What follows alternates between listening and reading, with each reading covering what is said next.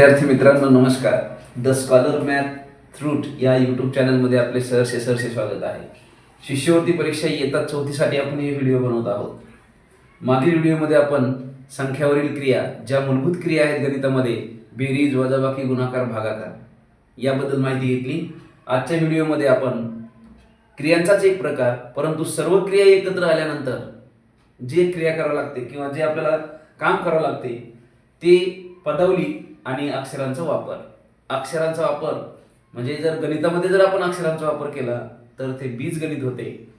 त्याबद्दल आपण माहिती घेणार आहोत. पदावली म्हणजे काय व अक्षरांचा वापर कसा करतात बघा. त्याच्यामध्ये आपली पुन्हा उजळणी होणार आहे. बेरीज, वजाबाकी, गुणाकार व भागाकार या मूलभूत क्रिया आहेत गणितामधल्या, बेसिक ज्याला आपण म्हणतो. ते सर्वांना आलं पाहिजे. ते आलं तर पुढचे गणित आरामात येतात.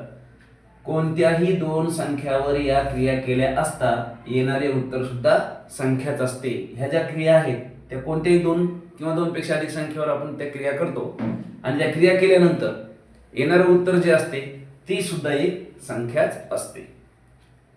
5 आणि 3 यांची बेरीज करून येणारी संख्या. आता हे विधान आहे, आपण याला मराठीमध्ये लिहिलेलं आहे. याला आपण मराठीत करू शकतो.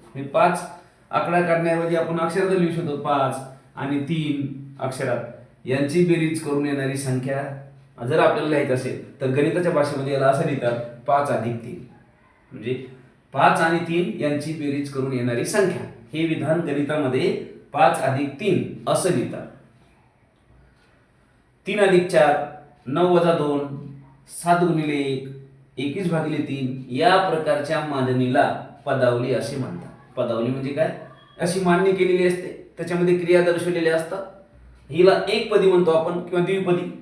ज्याच्यामध्ये एकच पद असते त्याला एकपदी, 2 पद आहेत म्हणून द्विपदी, 3 पद असतात म्हणजे त्रिपदी. या सगळ्या पदावल्या आहेत.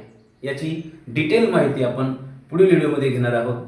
व्हिडिओ आवडल्यास लाईक करा, शेअर करा आणि चॅनलला सबस्क्राईब करा. भेटूया पुढील व्हिडिओमध्ये. तोपर्यंत नमस्कार.